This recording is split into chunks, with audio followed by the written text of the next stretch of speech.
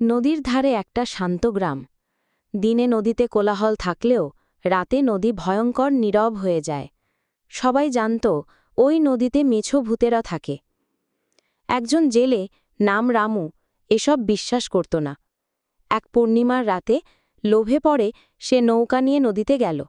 জাল ফেলতেই ঝটপট মাছ ধরা পড়ল। হঠাৎ কেমন অদ্ভুত এক হাসি ভেসে এলো চারপাশে। রামু তাকিয়ে দেখে নদীর পানির ওপর একদল সাদা ভিজে কাপড় পরা মেছো ভূত বসে আছে। তাদের লম্বা চুল ভিজে কাঁধে লটকে আছে, হাতে কাঁচা মাছ চিবুচ্ছে। চারপাশে আরও কয়েকটা কালো ছায়া বটগাছের নিচে দাঁড়িয়ে শীষ বাজাচ্ছে। রামু পালাতে চাইলে ভূতেরা চিৎকার করে উঠল, এই জেলে, আমাদের নদীতে মাছ ধরতে এসেছিস? মাছ আমাদের খাবার। ঠিক তখন নদীর ভেতর থেকে বিশাল এক কালো ছায়া উঠল। সেই ছিল নদীর দাদা ভূত। বজ্রের মতো গলায় সে বলল, মানুষের লোভে নদী ফাঁকা হয়ে যাচ্ছে। আজ থেকে রাতে কেউ এখানে আসতে পারবে না।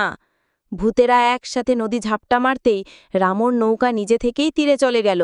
ভয়ে সে অজ্ঞান হয়ে পড়ল। ভোরে গ্রামবাসীরা তাকে উদ্ধার করে। রামু সব ঘটনা খুলে বলে। সেই থেকে গ্রামে নিয়ম হল, মাথায় চাঁদ স্পষ্ট, রাতে আর কেউ নদীতে মাছ ধরতে যায় না। তবু আজও পূর্ণিমার রাতে নদীর ধারে গেলে হঠাৎ কানে আসে ভূতেদের হা হা হা হাসি আর কাঁচা মাছের গন্ধ।